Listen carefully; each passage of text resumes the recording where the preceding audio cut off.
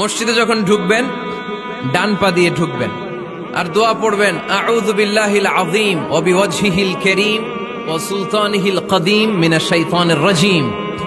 বিষ্ণু ইসলাম বললেন, যে ব্যক্তি মসজিদে ঢোকার সময় এই দোয়াটা পড়বে, শয়তান আফসোস শুরু করে, সে বলে, হায় হায়, আজকের দিনের জন্য, সারা দিনের জন্য তো তুই আমার ওয়াসওয়াসা থেকে বেঁচে গেলি, আজকের সারা দিনের জন্য তোরে আমি হারালাম, আজকের সারাটা দিন আল্লাহর পক্ষ থেকে প্রোটেকশন নিয়ে তুই বেঁচে গেলি, আজকের জন্য যা, কালকে তোরে আমি ধরবো। এজন্য এই দোয়াটা পড়ার দরকার আছে না?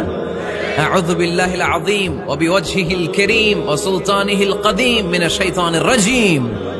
চারটা বাক্যের দোয়া মুখস্থ করতে কষ্ট হলে যে ইউটিউবে চলে যাবে আজকেই, ওখান থেকে শুনে আপনারা মুখস্থ করে নেবেন, এই দোয়াটা পড়বেন, তাহলে ওই দিনের জন্য শয়তানের ওয়াসওয়াসা, টেম্পটেশন, প্রভোকেশন থেকে আপনি আল্লাহ তাআলার প্রোটেকশনে চলে গেলেন। সুবহানাল্লাহ পড়েন। তারপর আল্লাহর হাবিব বললেন, ঢোকার আগে আমারে সালাম দাও।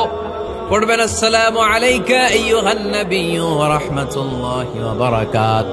এই দুইটা জিনিস যখন করে ফেললেন, তখন ডান পা দিয়ে পড়বেন, আল্লাহুম্মা ইফতাহ লি আবওয়াবা রাহমাতিক। সুবহানাল্লাহ পড়েন। আল্লাহুম্মা ইফতাহ লি, ও আল্লাহ, আমার জন্য তুমি খুলে দাও আবওয়াবা রাহমাতিক, তোমার রহমতের দরজা। তার মানে মসজিদে ঢুকলে রহমত পাওয়া যায় কি?